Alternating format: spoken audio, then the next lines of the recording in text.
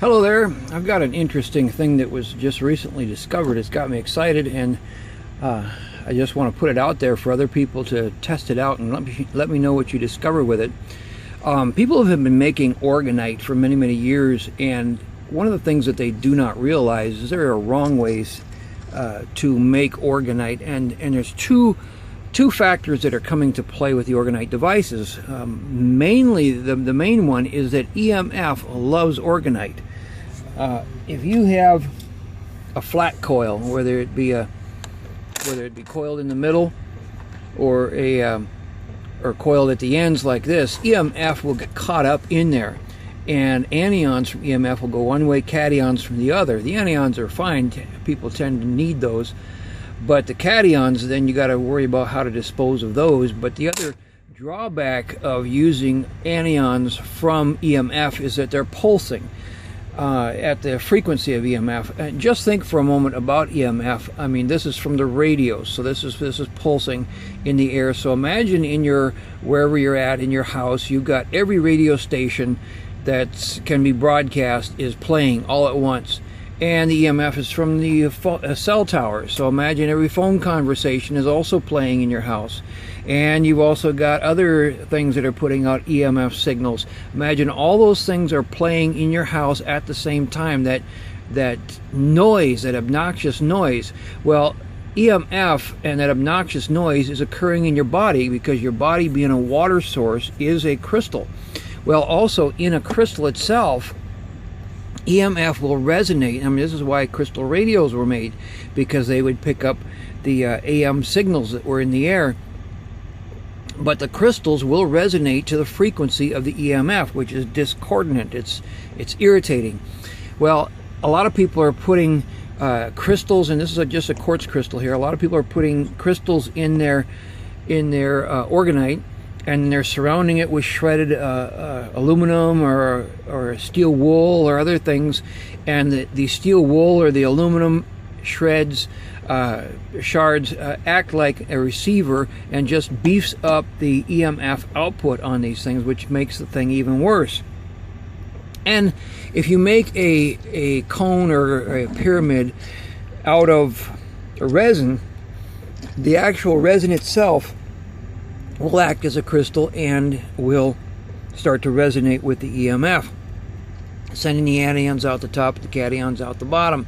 So the EMF is a real bugger, and there are ways of stopping EMF. One is with a little device like this. This is just an EMF phone shield. It's a little sticker, and it's got a layer of metal in there. There you can see it, and it's got an interference pattern etched into the metal.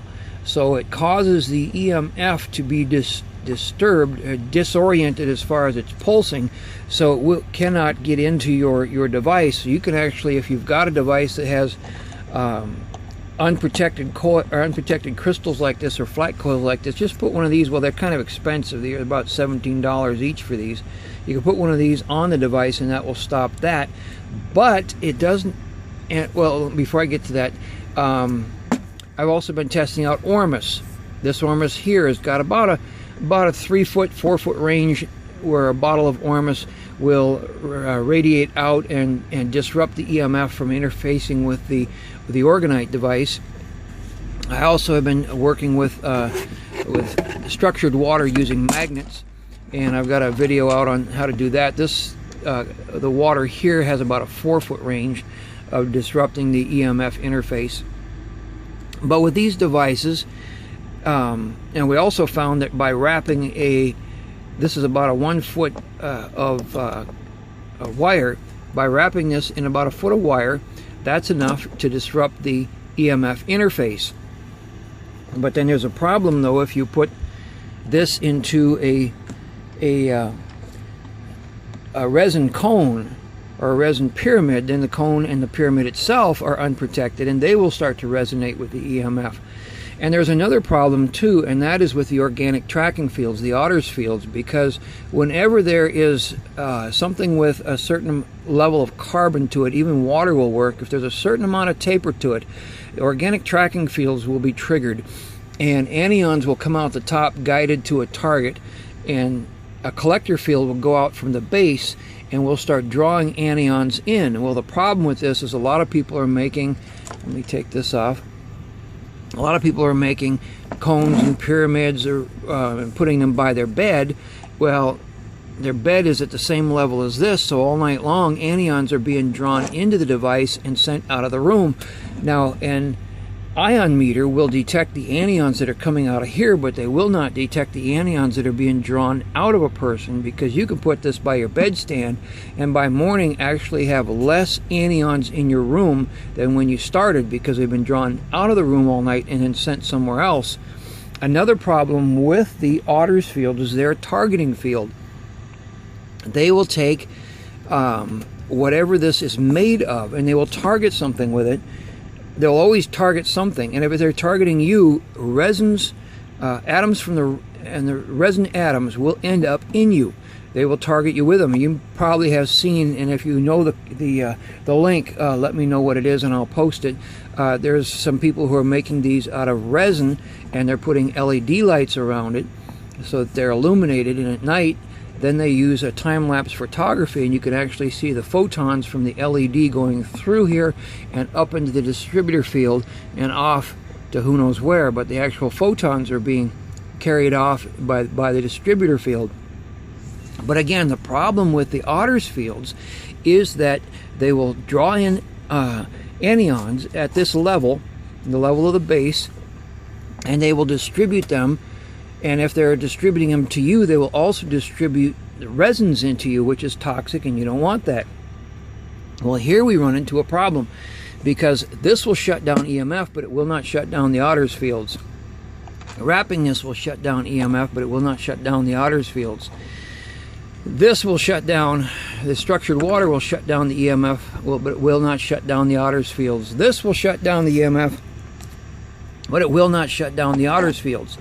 Okay, now come to a conversation I was having with a gentleman on the internet, and he was saying that he thought that the whole problem with EMF was hooey, and I was explaining to him about the problem with crystals and the problem with the coils, and he said the devices he was making had no problem with them.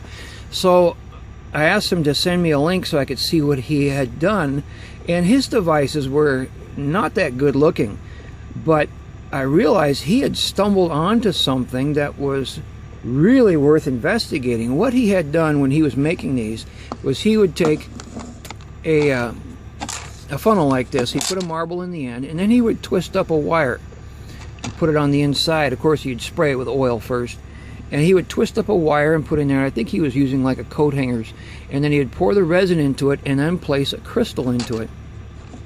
Well, when I saw what he had done, it dawned on me that he had probably inadvertently created a Faraday cage. A Faraday cage is a cage that you can put around yourself, and it will direct energy around you instead of into you. And by putting that coil of wire in there, he had made a Faraday cage which might have been deflecting the EMF around his device. So I went to do some studies last night, and what I did first of all was I took and I did the Faraday thing. I put a foot of wire around this crystal, and it stopped the EMF interface. Great. Then I went and I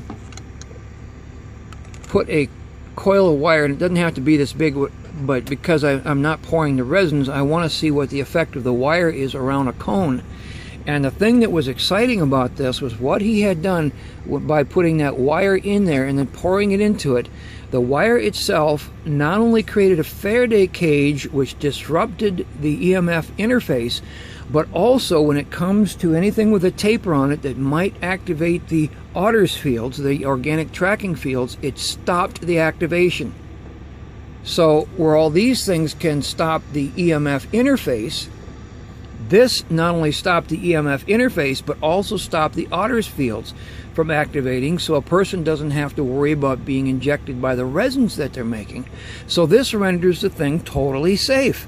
So I was really excited about this, and again, all he did was when he made his cone, or when you make a pyramid or whatever, take a wire and wind it up, stick it down inside here, so you've got a Faraday cage being developed. You could call it a Faraday coil or a Faraday winding, but the same concept is there.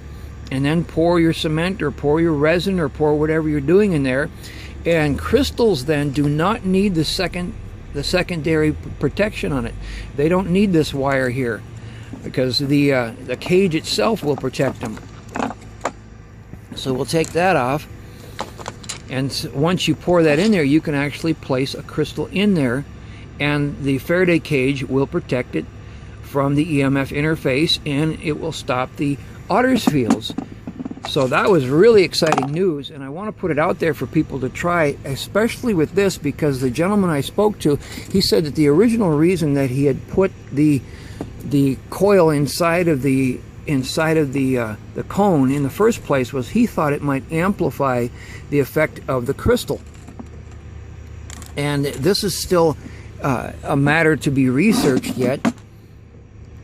But I know last night when I was doing my tests, I had placed this coil just over it, and lo and behold, you know, it did not have any interface with the EMF. And then I went to bed not thinking of any, you know, not thinking that anything might happen. Got up this morning, was really tired. I slept, was really in a deep sleep, and it's like, what in the world? What was different today? And I thought, well, maybe it was the different type of ormus that I'm taking. I've been making some of my own and testing it out, and it could be the spun water that I'm making. Could be a lot of different things, but then I thought, you know, it could have been this. That this, maybe he's right, maybe this does actually amplify the effect of the crystal. I do not know. More research has to be done on this. And if you have any idea about this, or if you want to test it out, let me know what you experienced, because it definitely seemed to me, just in the initial test, that it actually does amplify the effect of the crystal. So that's good news. Thank you for watching.